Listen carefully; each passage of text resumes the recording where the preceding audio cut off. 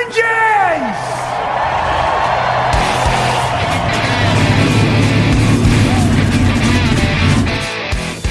Hit the pace car! What for? Because you hit every other damn thing out there. I want you to be perfect. When I'm driving, I got a guy on the radio who talks to me. It's him. He talks to me. Well, I wanna be a race car driver. Pretty girls eating from my hand, yeah. Wanna live a life of fun and danger. No sweater working for the man, alright. Well, hey. Well, I wanna be a firefighter. Cool-headed when the heat is on, yeah. Save my baby from the burning building. Take all the work, sleep in the sun, alright. Well, alright. No, he didn't slam you, he didn't bump you, he didn't nudge you. He rubbed you. And rubbing, son, is racing. Hey, race fans, welcome to the Hoobazoo Radio Network, and welcome to the Drafting the Circus radio program. My name is Frank Santorowski. I'll be your host for the next hour as we go over this past week in racing and preview next week. With me in the studio tonight is Mr. Gray Warren, NASCAR insider, IndyCar insider, Joey Barnes, my Formula One expert, Richard Uden, and last but certainly not least, the NASCAR correspondent at Motorsports Tribune, Seth Eggert. How is everybody tonight? Doing good. All right, so let's knock out the headlines real quick. So we had out in Vegas, NASCAR, their third race of the season, second race in a row, won by a Penske car. This time Joey Logano, Keselowski right behind him, a Penske 1-2. It looks like the Fords have made the switch to the Mustang and haven't lost a step. The Fords were strong last year. The Fords are strong this year. The aerodynamic package is something we'll talk about in a little bit, but it's got a lot of fans talking. The IndyCars will be in St. Petersburg this weekend, open up their season, and we will talk about that very shortly. The only other headline I want to mention here is Jared Andretti, who was a friend of the show, was on our show last year, made his debut in the Pirelli GT4 America Series, the Sprint X category, and he took the class win at COTA. So hopefully Jared will be on the show again later in the season to talk about how he's doing in that new series he's running. So Joey, IndyCar, we've had we have the longest off season, so it just seems like when St. Pete comes around, the anticipation just builds and builds, and we're running out of things to write about in the off season. We previewed every track, previewed every driver. We've talked about every change. We've talked about every new sponsor, every new gimmick on the car. But we're finally going to get to talk about a race, which is coming up. So as I look at this thing, St. Pete's, it's a great event. It's been the season opener solidly since every year since 2011. It first appeared on the IRL schedule in 05. It was previously a kart event in 03. So it's had the staying power. It draws a good crowd. It's a street race with a festival-like atmosphere. And that season opener status just makes it a pretty amazing event. But as I look at this thing, I really feel like we've got a pretty exciting crop of rookies that we're going to see this year. Last year we had, just a few rookies, and the year before we just had the one. But we've got you got guys in top rides. So which of these rookies are you most looking forward to? And do you think that we can expect the best result from at St. Pete? I mean, that's a loaded question a little bit. I'm sorry. I mean, how can you not like the crop of rookies we got in? It's a little bit of everything for everybody, right? I mean, you've got somebody like Santino Ferrucci, who has a little bit of a controversial background, who's still young, poised, trying to get himself together to make a good run at this and back in America after a lot of time in Europe, trying to maybe revindicate his name a little bit. Obviously fast. Can he put a race together and do things? So that's always something to watch. R.C. Anderson was great a couple of years ago, just in his few appearances, and it looks like he's going to have an opportunity, potentially, to get a crack at a few things. He was good in testing, and I'm hearing that they're trying to put some things together to maybe make a season run out of it. Not a full season, but at least a partial. But, the one on a lot of people's mind, Marcus Ericsson, coming over from Formula One, running with Sauber. He was pretty quick at Coda. His acclamation to Aero Schmidt-Peterson Motorsports. Got to get that in there with that name correction. I'm interested to see what he does, but we go from literally no Swedes to now 2, with the second being Felix Rosenquist, and he's on everybody's mind, being now Scott Dixon's teammate. They've been trying for a couple of years now to get him acclimated into that seat, and he's just absolutely stunning quick everywhere. And if there is a place in any series that he's going to do really, really well and really shine, it's going to be street courses like St. Pete, like Long Beach, Toronto, etc. So, and then not to mention, you've got Colton Herta, second in Indy Lights last year, comes in, second generation driver, and he led testing for 3 out of the 4 sessions. It's exciting to see what he can do. And Ben Hanley with Dragon Speed. Dragon Speed comes over to run 5 races this year. Looking at a full-time effort by 2020.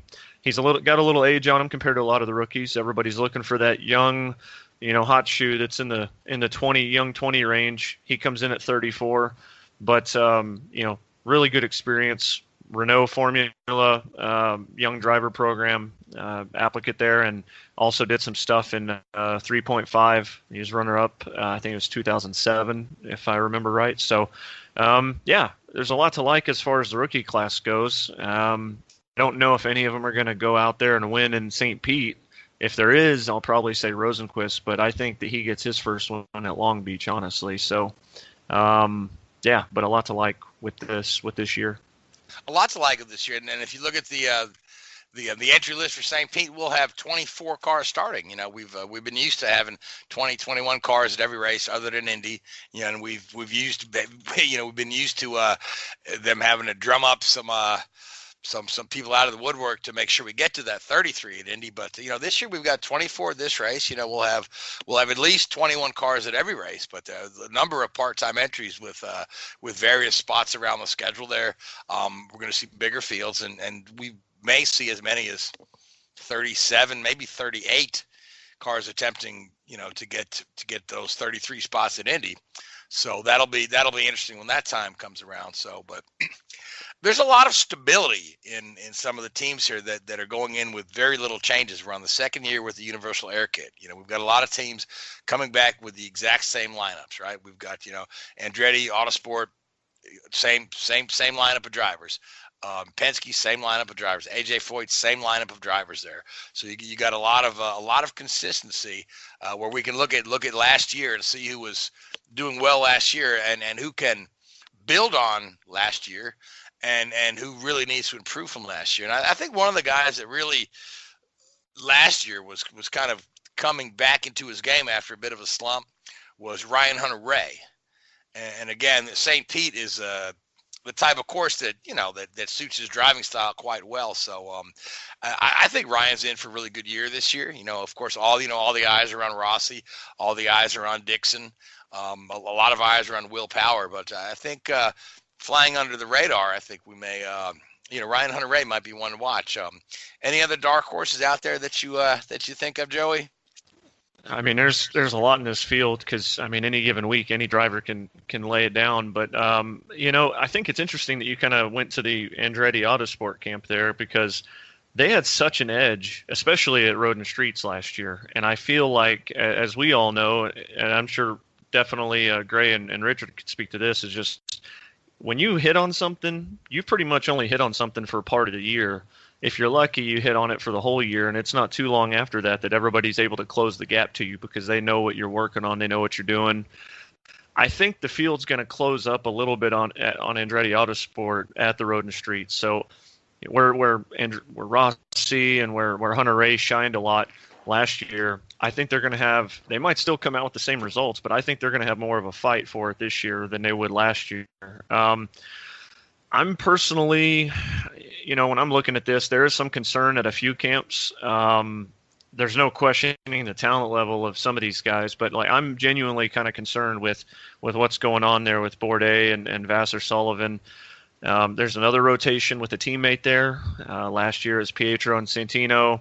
I think Clayman DeMello was also involved in a few races with them. So there's not a lot of stability for Bourdais to lean on, which has kind of been the Achilles heel in some cases. from talking to Craig Hampson, this new car doesn't necessarily suit his style. It's a little too free in the back end. So he's still trying to get acclimated to that. And obviously it showed at COTA as well, because they went through the gamut on a number of things. But so that's one that maybe you're a little concerned with.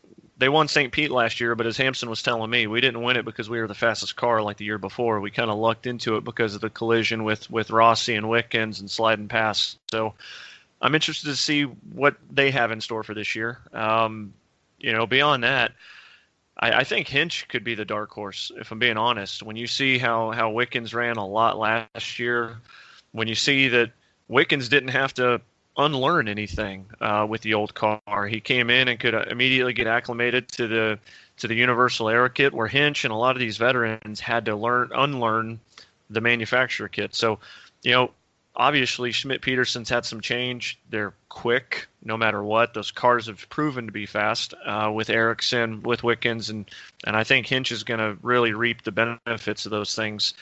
And then obviously Graham Rahal, trying to bounce back from a little bit of a down year last year, which became an anomaly because he typically has been running well the last few seasons and been that guy that could chip away at the giants, so to speak, against the Ganassis, the Penske's, and the Andretti's. Rahal Letterman's been the one that could stand toe-to-toe, but expanding to a two-car team in the Universal era hadn't proven to be too beneficial. So we'll see if they can get it righted in year two with the two-car team and with the Aero kit. But I don't know if you consider I don't know if you would consider him a dark horse, but I would consider probably looking at this year. I think Will Power's the favorite, and for a lot of reasons. You look at last year, he probably had 7 races that went by the wayside because either mechanical failures or driver error. He ended up winning 3 races. I think he had 6 or 7 races where he finished 18th or worse, and he still finished 3rd in the championship. So, he rattled off 3 of his last 4 races were podiums, including that win at Gateway. And I think that now that he's getting acclimated to this Universal Aero kit, I'm hearing a lot of positive things about how testing's gone for them, not just at COTA a couple weeks ago, but at Sebring. I feel like they're getting a really big hold of this thing, and I think of anybody in that Penske lineup, I think I trust Will to probably limit those mistakes. And now that he's won Indy, you're seeing a very relaxed Will Power. I mean, that could be dangerous, right? Because he's not feeling the pressure himself. So yeah, absolutely. It's funny you should mention Will Power, because I was thinking about this earlier today. When I was trying to get some articles together about IndyCar and whatnot. But I strongly agree that Will Power may just be the favorite. Because if you look at a guy like Dixon, right?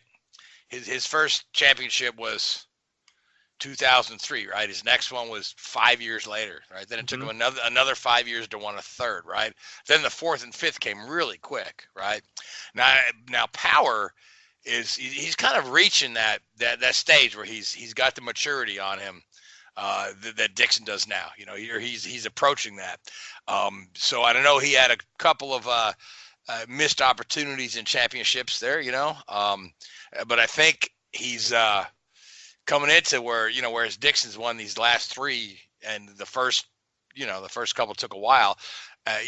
Power's just got the one, but I think he's got a few more in him, and he's gonna become kind of like that Dixon character, who's just the guy. I don't do anything but show up and win races. I mean, we all thought Fernando Alonso had a lot of championships in him and was going to be better than Schumacher, and then what happened? Kimi Räikkönen, Sebastian Vettel, Lewis Hamilton happened. I mean, I don't want to sit here and say that Will Power's on a path to have more championships.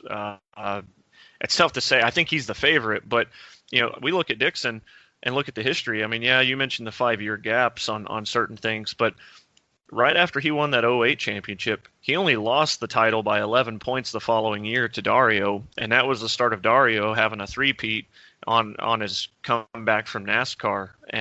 So I think what's interesting in this situation is, I mean, if not for Dario, Dixon would probably have 10 championships by that definition by now. So, I'm hoping that to put the journalism hat off for a second and have the fan come out a little bit, talking to Will at COTA during media day. I know he doesn't necessarily care how he wins, but he mentioned that he was surprised by the fact that him and Dixon have never had a head-to-head championship battle. And that's something that I think all of us as fans loving IndyCar racing, they're both the measuring stick, and we've been waiting for so long to see this ultimate head-to-head battle between these two because they are the modern era best, right? They are the Foyt and Andretti of our era. And I personally would love to see that championship battle come out. And I think if there's a year that it happens, I think it is this year because when you look at Dixon, when he's determined, you're not going to beat him, period. And he's determined to go back to back. And of all the teams, they're probably the best one to look at and say, you kind of figured out the Universal Aero Kit. So they're coming in with the best momentum, not just from a team perspective, a driver perspective, but from, a setup perspective, a mechanical aspect to learn how this machine works with the damper programs and things like that. So, and they're only going to gain on that by having a guy like Felix alongside Dixon. So this is a very interesting year, and I'm hopeful. There's a lot of different people I'd love to see make a run and create their own history in this championship, but I think that we could all agree that seeing a Dixon versus Power head-to-head battle would be one for the ages, and if we do it, this is the year that I think we do it. Yeah, it is. Like you said, absolutely surprising we haven't seen that. But Gray, you had a comment. Go right ahead. Yeah, I did. You talked about, Ryan Hunter-Reay showing some resurgence at the end of the season. I tell you, you look back at Newgarden and Pagenaud from last year. They both had, relatively disappointing seasons for them. I expect those guys to step it up. Yeah, absolutely. In the Penske camp. I mean, what's funny about that is, to me, Simon is the one guy in the entire paddock that when he is 100% in the zone, he is probably, in my opinion, the most unbeatable. Like, I look at, he knows there's a certain way about him. You get a feel for it on a race weekend, right? Like, when he's focused and locked in and he says, I've got to be aggressive, and it's not just saying it, it's going out there and delivering that attitude to the racetrack and attacking the track, not attacking the field, but attacking the track. That's the kind of Pagenaud that we saw at Sonoma a couple years ago and the year before that.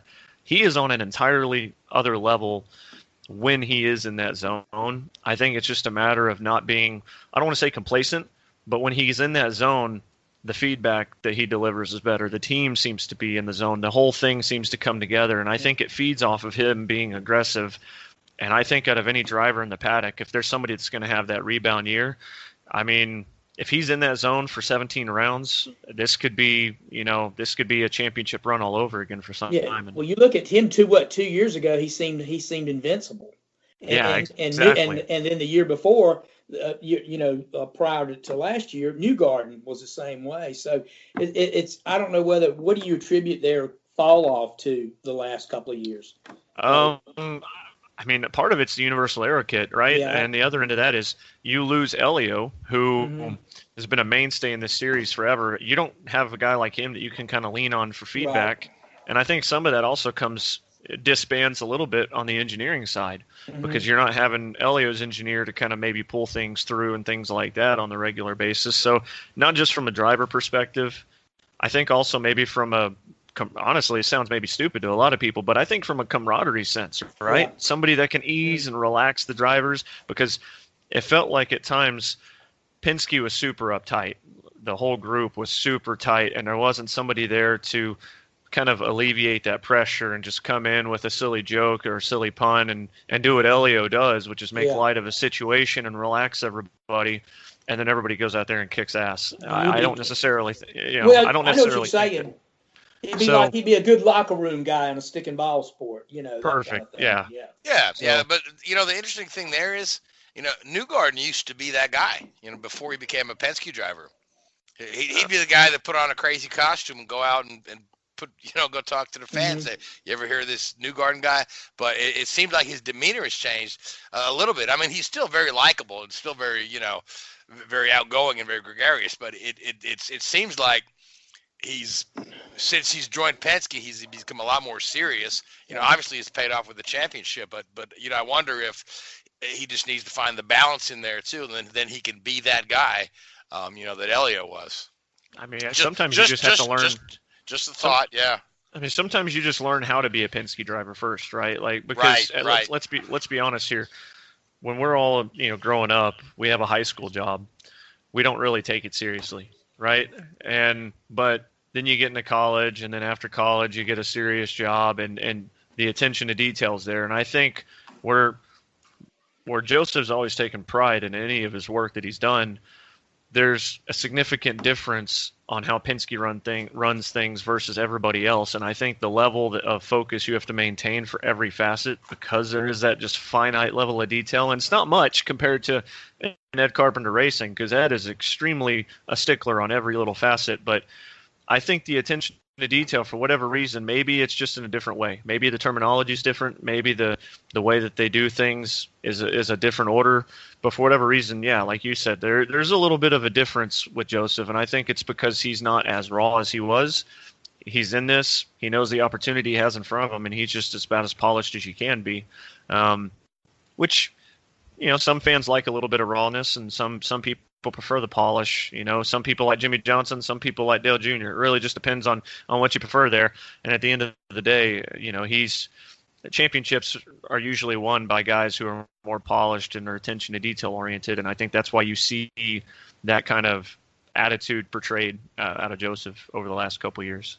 Yeah, well, Penske's the benchmark in IndyCar. So yeah, I can understand that.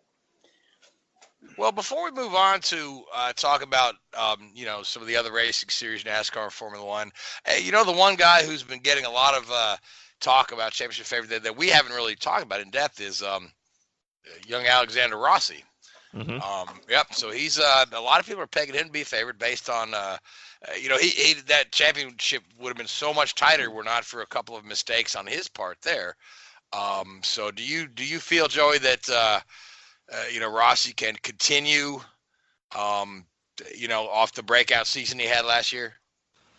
I guess the better question is do you feel like Alexander Rossi is the type of driver to actually regress? Because I don't think he is. I think that's part of what makes this series so good, is that you're looking at guys that just continue to find ways to improve on their own game, and they raise each other's levels to ridiculous heights, and Rossi's no exception, right? Like, coming over from F1 and turning this into a lifestyle now. He was one of the few people I was concerned with in transitioning from the manufacturer aero kit to the universal aero kit, just because, once you learn something and you were already a rookie for a couple of years with it, you move over and you have something brand new. And so that difference of feel could totally just throw a wrench in everything. And he handled it beautifully. And I think, he could definitely be a guy that competes. I think the kicker here is he going to continue to be the guy that does things like Detroit, or, where he, running somebody down and for whatever reason just overshoots a corner randomly in the chase? Is he going to be a guy that is so dependent on that trust? Like Indy, we saw a ridiculous pass on the outside on a restart where he passed like 7 cars. That's not just talent out of him. That takes a lot of trust out of the drivers that he's passing to not try to move up a half a lane to block the air from him and send him in the marbles. So is he going to be raced differently from everybody, and how's his reaction to that? So I don't necessarily think I don't know how to word this without it sounding really bad, but I think, yes, he's a championship threat, bar none. I think he could win at any racetrack. He's like Willpower and Dixon. He's a guy that you look at every single week as the benchmark to go up against, right? But I question if he has the Willpower syndrome of the early years where he overshoots corners, gets himself into some tight spots, just small little mental lapses in a race that sometimes can cost you the victory and in some cases a championship. So, that said, at some point he puts it all together. Is it this year? I'm not 100% sure. All right, all good points. So the last thing I want to mention on IndyCar is that Robert Wickens was on his social media today. Robert Wickens is going to be at St. Pete. He's going to be part of the autograph session. He's doing a meet and greet there.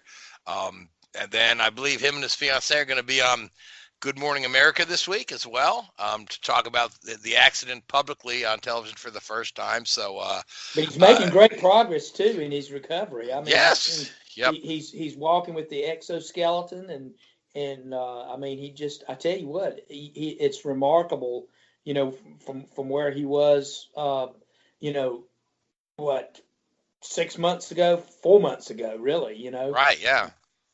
There's just before we move on to the next segment, I'd be bad if I didn't, since we're doing a preview, plug these dudes in. First off, AJ Foyt Racing, I think they're going to be improved a little bit this year. Kanon, that experience, a little bit of stability. Mateus Laced has always had raw speed. I think we're going to see a few good runs out of them this year, but I don't think it's going to be until probably after the 500. Maybe we get one top 10 out of them before, but I think that they're still putting some pieces together. But when they do, they could be a team that's rising towards the end of the year. A lot of their focus is strictly on the 500. So Tony even said, hey, we could DNF every race. AJ wouldn't care if we get an Indy 500 win. And if you remember last year, even with all the problems they had everywhere else, at Indy in particular, they were still pretty strong. So that's certainly a team to look out for towards the end of the year. But Zach Veach, I'm very curious to see if he can kind of load up on a very strong rookie campaign and do something in year two, or is the sophomore jinx real there? Spencer Pigot and Ed Jones. With Pigot, he started to show some poise. I'm curious to see if he takes that next step, and it's not just certain tracks that he's a threat at, that they've had recent history at, good history like Iowa. I'm wondering if he can put it together to get podiums elsewhere, the Mid-Ohios, the Barbers of the world. So, and Ed Jones, that guy, he's either been in a different aero kit or a different team every single year since he's been in IndyCar. So for him, I hope he gets some good runs that can lead to some stability on both fronts, because I do think he's an enormous talent. He's just so reserved that nobody ever seems to think about him, but he's a good talent. And, with being with Scuderia Corsa, with that partnership with Ed Carpenter Racing, it's another program coming in IndyCar. It's really exciting to see. So a lot of cool little nuggets as far as that goes. And then the other one that we didn't touch on talking about rookies is Pato Award. Kind of getting out of the Harding Steinbrunner deal. Where's he going to end up? Talking with him a few times. I think he does end up somewhere, but I don't think it happens until after St. Pete, obviously. So, but I do think at COTA we see him in a car. All right, guys. Hey, let's do this before we cut this IndyCar segment off. Let's do bold predictions for this season. IndyCar champion and Indy 500 champion. Okay, yeah. How about you go first, Gray? Okay, I'm going to go with Rossi for the championship. And I'm going to say, Indy 500, I'm going to say Ed Carpenter finally beats the jinx and gets the win. Wow. That's bold, yeah. So not impossible though. So, all right, Seth, you've been quiet. So bold prediction. I mean, I don't even want to do mine because I wanted to at least see a couple races before I tell you who's going to win the. That's why it's bold. That's why it's bold. You're right. You're right. For the championship, I'm going to go with Rossi. Okay. And for the Indy 500, speaking of jinx, let's go with Andretti. Yeah. Have Marco win on Mario's the anniversary of Mario's 50th. That would be perfect. I would love to see that. Now, Richard, how's it going? I've been very quiet. You get to be bold too. Oh yeah. 500. Sort of taking a little bit of a lead from Gray. I'm going to go with Spencer Pigot there to win that one. I think he's going to stay in that camp. I think they're always quick out there, and I can see him. One of those cars getting the job done this year. And for the championship, I mean, the guys everybody's been, pretty as you'd expect for the championship. Let's go for my old buddy Takuma. Let's throw his name in there, see what he'll do. Takuma for the championship, I love it. Why not? Hey, you want it bold? There you go. Bold, yep. I was thinking Takuma could win another 500. I mean, the guy's got, But a championship, that's bold. Now, Joey, what do you think then? Well, I already picked Marco to win the 500 before last year ended on our final show, so I'm not going to waver from that. I think Power wins the title, honestly. It's not a sexy pick, it's not a bold pick. It's a solid pick. Yeah, like I'm more interested to see. Like I think we actually end up with probably 3 first-time winners this year, which would be saying something on a 17 race schedule. So I'd be saying a that's lot as competitive as if you look on paper as this season is setting up to be. I mean, we got a lot of powerful teams with a lot of experienced drivers in seats. So I mean, this could be a season for the ages. yeah. So yeah, I mean, I guess there's me going off the deep end there because Andretti's always fast at Indy and Power's usually a championship threat. I'll say we get 3 first-time winners. There's my bold predictions. All right. Well, Nobody there you picked go. Alonso for the 500 then. No, and I'm not going to either. So, but I am going to pick Takuma for the 500. But for the championship, that's just a tough one. But I will go with, I say Simon Pagenaud rebounds, and Pagenaud wins this thing again, gets his name back in the news. So, all right. With that being said, everybody, real quick, you got to make a pick for St. Pete now. So, Seth, St. Pete, quick. Rossi. Gray. Oh, I'm gonna say Newgarden. Richard. Power. Joey.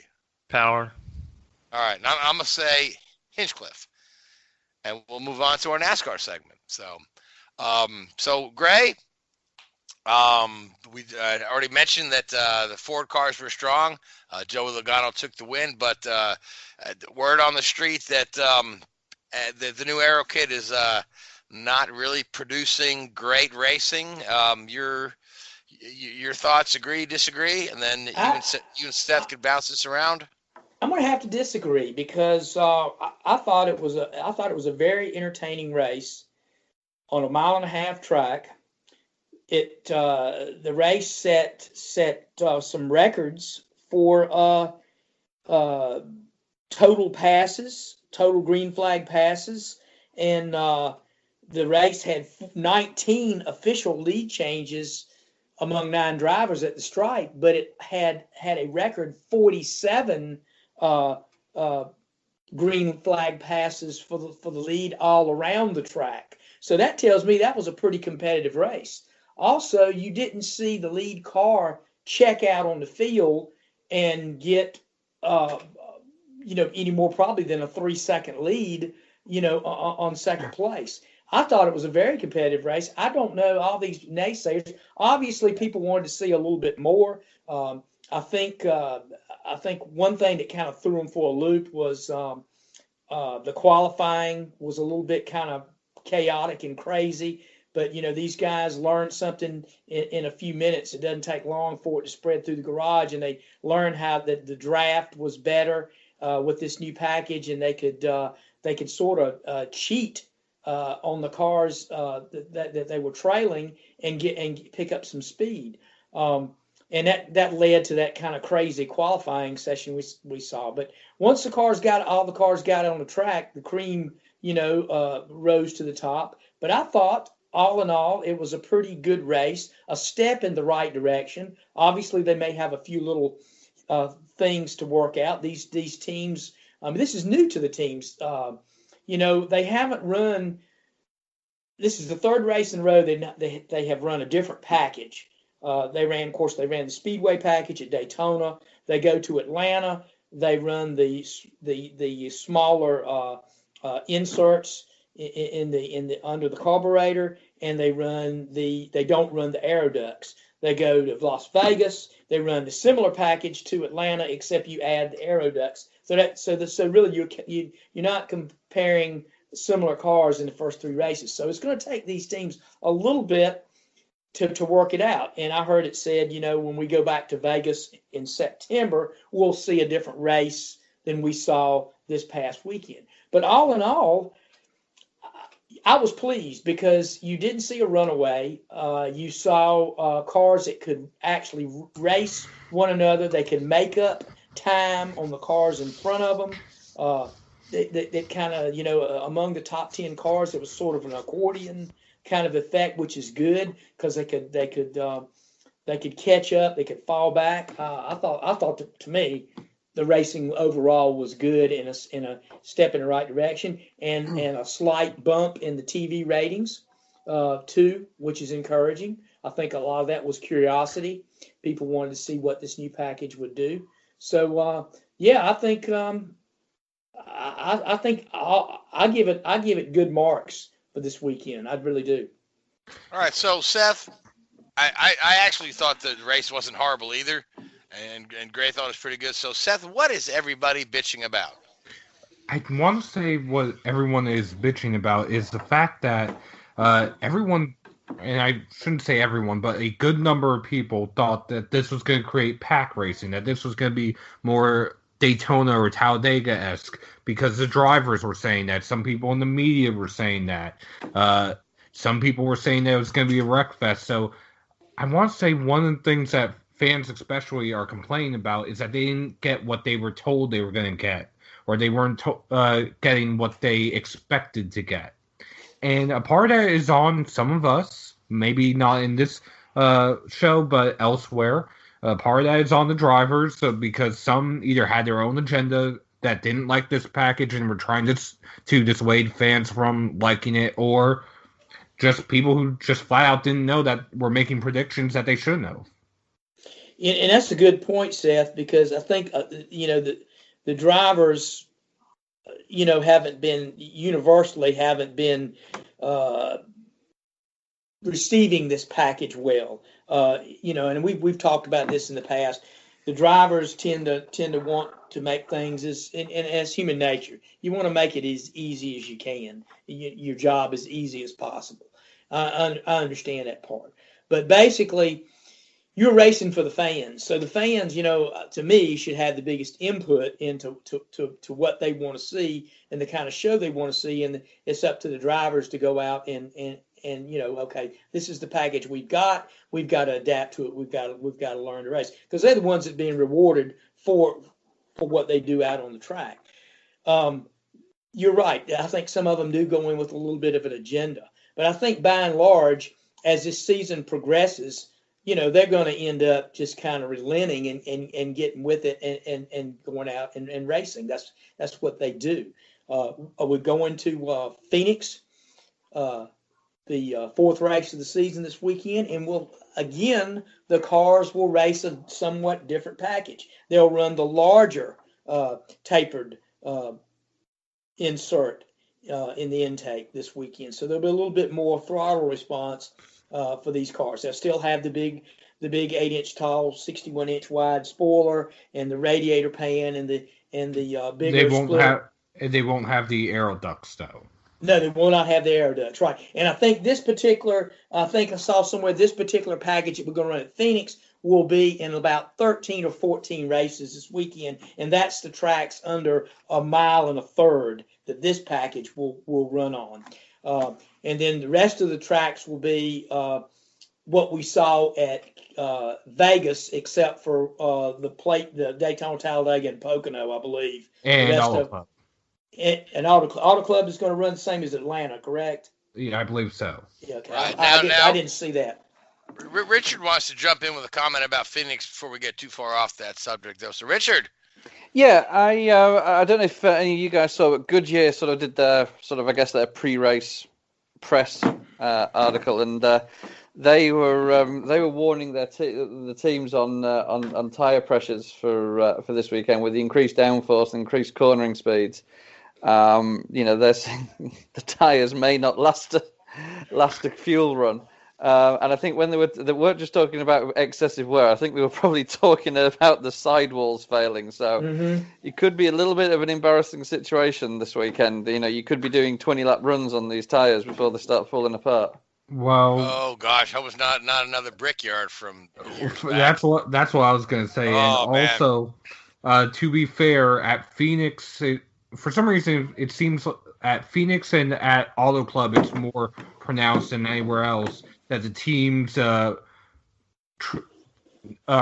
notoriously low on the tire pressures, which increase the possibility of tire failures. So I want to say it's also Goodyear trying to be proactive to try to nip that now before running into that in practice or in the race itself. Yeah, we've had this discussion a couple of times. I always wonder, like, I mean, is it really giving NASCAR a crap product, or are the teams just underinflating them and doing whatever they want to do to it and then you got guys like Tony Stewart who want to get on the microphone and talk about how horrible Goodyear are. But I mean, that's your one and only tire partner to the series, right? And you got no choice. Guys, if you look at IndyCar, right, how often do you hear about catastrophic tire failures in IndyCar, right? How often do you hear an IndyCar driver say something negative about Firestone? And it's because Firestone gives them the guidelines and they stick to it. So I think you got to look at the mentality. You got to look at the mentality of the drivers as well, the guys that are turning around and saying these things. Yeah, that's true. That's a good point. Sometimes like Joey says, Goodyear just can't get it right, but I don't know if it's all Goodyear or not. You know what I mean? So, well, here's the deal too. The teams are going to try to, like Richard said, they're going to try to stretch the things out and whatnot. Putting the onus for using the proper tire pressure is going to really come down to the teams. If they can do it on the edge, or they can comply whatever they want. So I'm sure if there's some tire failures out there, the drivers are going to point the finger at Goodyear, and Goodyear's going to in turn point the finger at the teams, for doing it. But it's. So you don't think that they do that on the IndyCar side? Yeah, they do it everywhere. I mean, that's part of it. It's part of the thing. But Goodyear's just trying. I understand what Goodyear's trying to do. They want to cover their ass just to a degree too. But this is just one of the unintended consequences that comes from from rules changes in any sanctioning body. I think actually a portion of the blame also lies at NASCAR's door. When they introduced the digital dash, 4 years ago now, I guess it was. The digital dash has the capability of running a tire pressure monitoring system, and that was due to be enforced by NASCAR the following year after the dash came on board.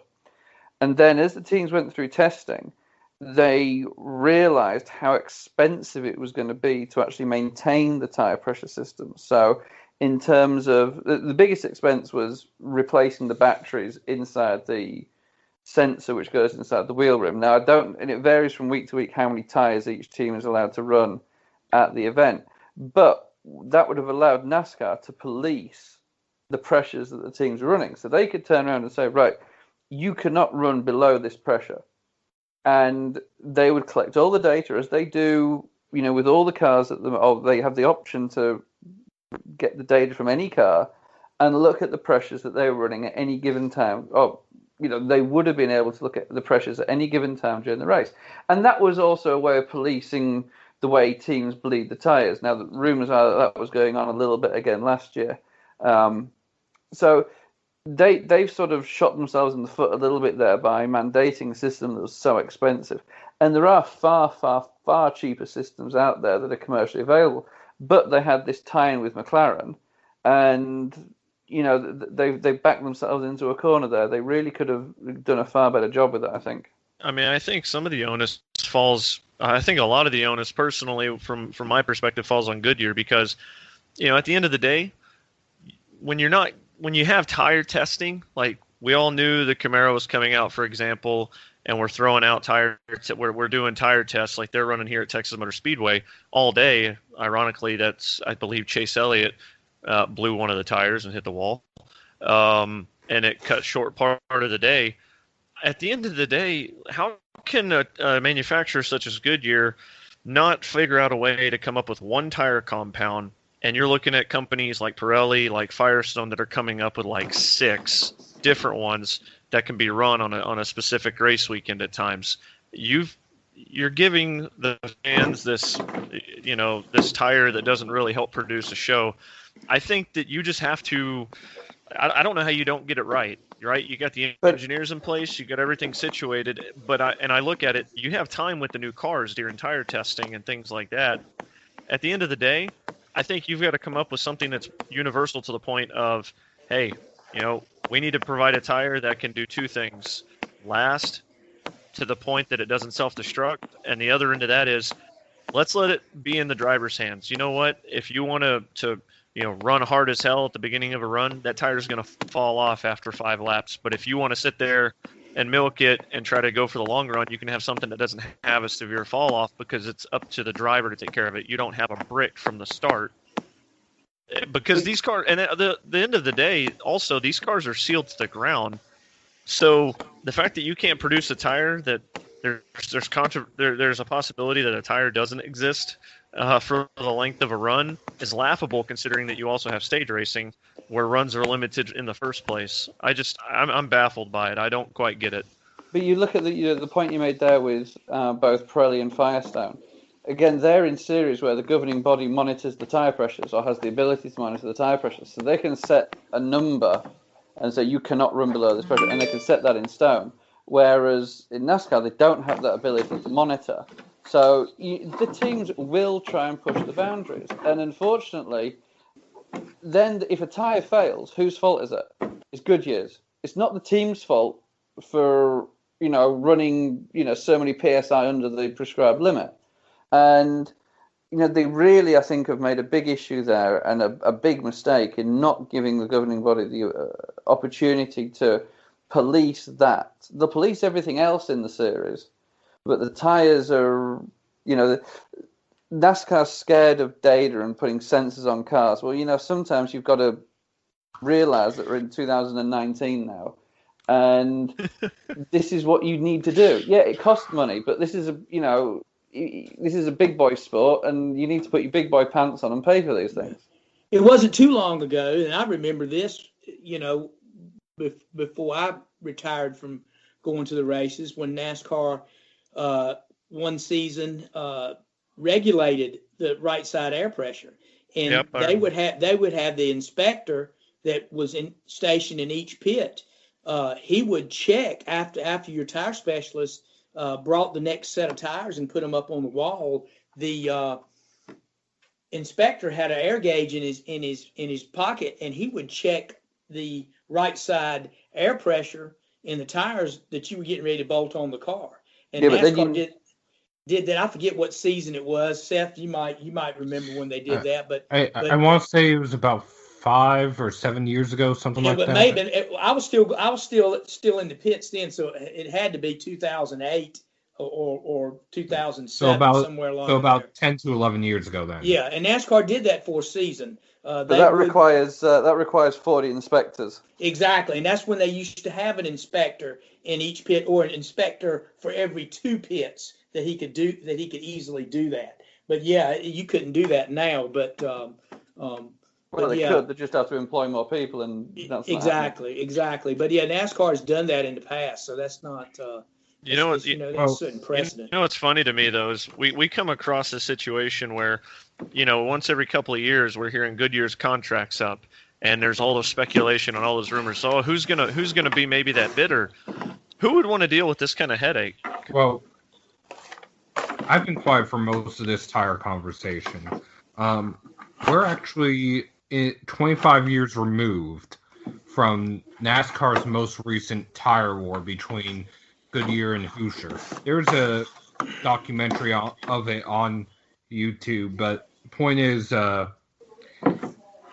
tire war, there was a lot of finger pointing as to both sides making tires that were very fast but not durable, some that hurt drivers, some that, according to some, played a role in the fatalities of some drivers. I lived through it. I know. I remember it like it was yesterday. Yep, I remember it well.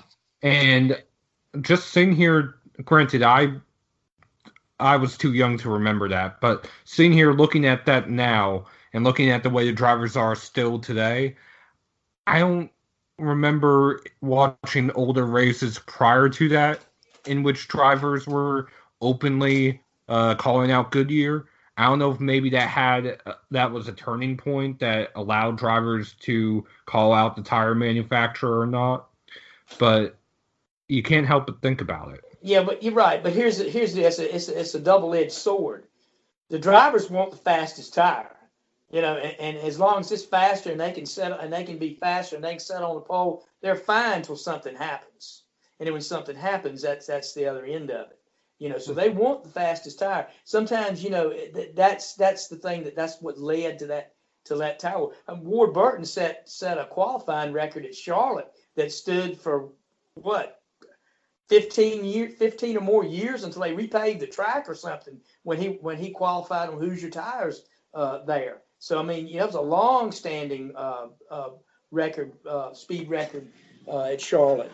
But it's crazy times, and we don't really want to get in a tire war. I think NASCAR learned a lesson from that, and they would send out, they would get people to bid on it, but they would only accept a single bid on it. It wouldn't be multiple manufacturers involved in it.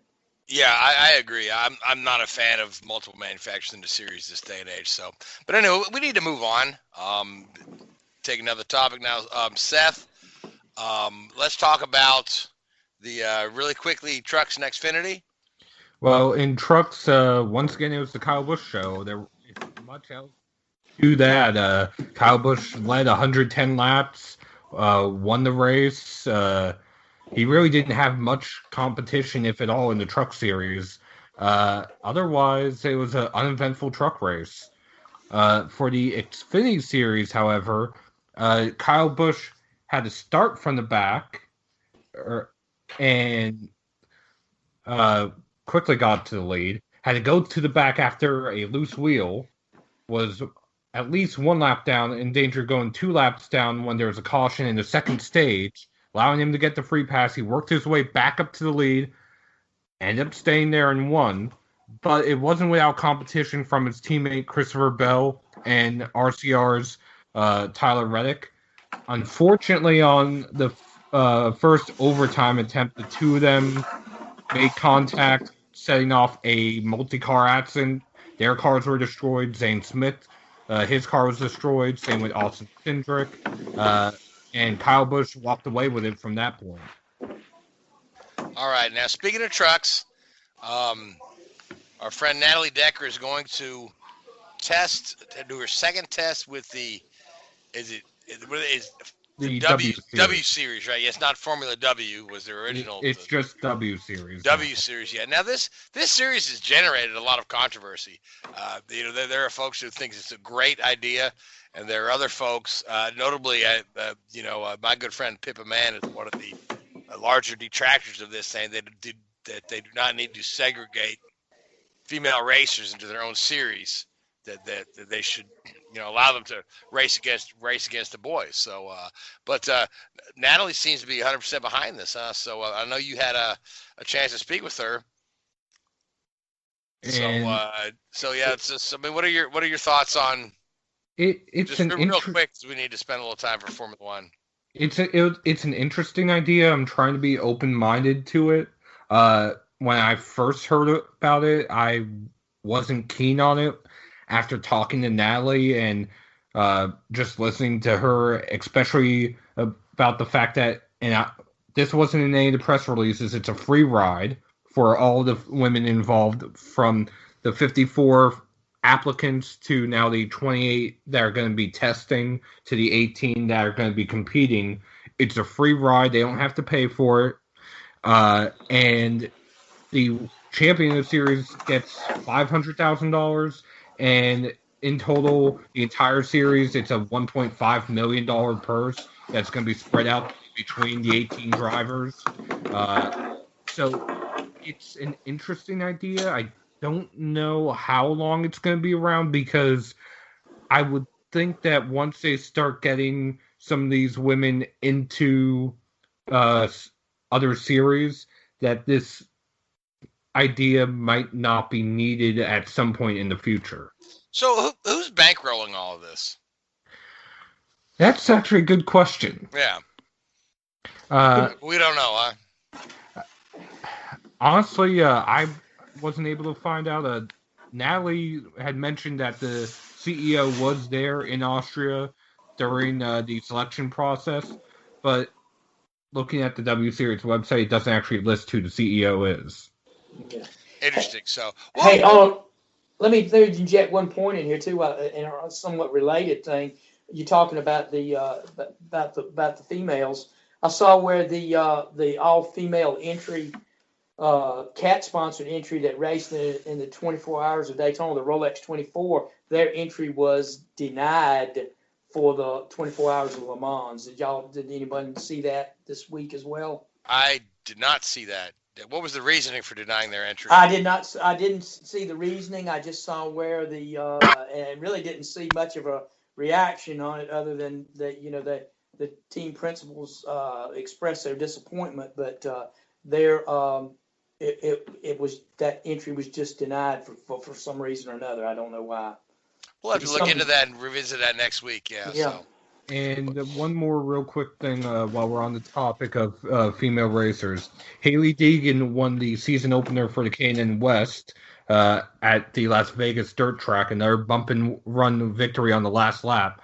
She is now not only the first woman to win in NASCAR competition as far as the K&N Pro Series, but is also the first woman to ever lead the championship in either the K&N Pro Series or any NASCAR series from the home track level as far as K&N is concerned and up. It's an amazing feat for her. I hope that she could continue. And that was a pretty exciting finish to that race. I saw some of the highlights, and I believe she beat, was it Parnelli Jones's grandson? Yes, Jagger Jones. Yeah, but beat his grandson in a very exciting finish. All right, so everybody needs to make a pick for Phoenix, because and Richard, I hate that we keep doing this to you, but we're only going to have about 4 minutes to talk about Formula One. So hopefully once the season gets going, we'll be able to talk about it more. So, but Richard, I'll give you the first pick for Phoenix, so you can go ahead and pick Kevin Harvick. No. Nope. Okay. Ryan Blaney. Penske All get right. the sweep. They booked their ticket to the playoffs. All right, fan. Yeah. Joey. Suarez. All right, Seth. Logano. All right, and I'm gonna go Kyle Busch. So, Richard, Formula One. The preseason testing at Valencia is all behind us. And Barcelona. And Barcelona, yeah. Yeah. Richard, take us through Formula One. Gray, did you not get a pick? I'm writing it in right now, but I'm going to pick Harvick. No brainer. No brainer. Yeah, I'm sorry, Gray. I didn't mean. That's all right. No problem. I was typing it in. All right, so Gray, you get Harvick, so you have the bragging rights for next week. So, Richard, Formula One, Paddy Lowe is in the news. Yeah, Paddy Lowe is on a leave of absence from Williams. There's been a lot of talk going on there. Obviously, where their delayed arrival at pre-season testing has probably hindered their preparations, no doubt. I mean, they've probably lost, it was about 30% of pre-season testing, so that's that was a big blow to them, and there's obviously a lot of finger pointing going on there. The guy, comes with a great resume through, successful career with McLaren and Mercedes. Something's just not working out from Williams. Is it the people he's got around him? Is it the financial side of things? I know for a fact there are very, very, very, very skilled engineers working there. So I don't think it's that. I think it's more of an operational thing. And, to a certain extent, they've sort of lived on past glories for too long. So they need to, move on from there. And maybe this is part of it. Get some new and exciting talent. And you look at the history of the technical director role that Paddy has at Williams, you've probably got to go back to Patrick Head until you've had a really, really top guy in there. They've obviously had Paddy and Pat Simmons and Mike Hoffman and guys like that there, and none of them have really hit the targets that were expected of them. So it's a shame, but hopefully, again, it's all a process for a team like that. It's evolution rather than revolution these days. Other news on the Formula One front, I think everybody's just getting ready for Australia now, seeing where people are going to be. And yeah, this time next week, everybody will be getting started. So it's showtime, boys. Let's see what everybody's made of. Absolutely. So the season opener is on the 24th. Correct. Yeah. So week on. I think it's actually early hours of Saturday. I think the race time is about 1 o'clock, 2 o'clock in the morning U.S. Right. time. So it's the same weekend as that IndyCar will be at Coda. So that'll be a pretty fun weekend. Yeah. Watch all that. Yep. So. All right. So and who do you like for the season opener? And I know we got we're not going to go around and make a pick, but after looking at. Those Ferraris look strong, don't they? I still think they have the edge. I know there was a few thousandths of a second in practice times, or come the end of pre-season testing.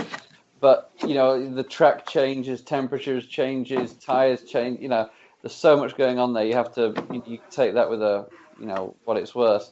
Let's go for Charles Leclerc. Let's say he upstages Vettel at his first race, and Vettel gets boxed out there.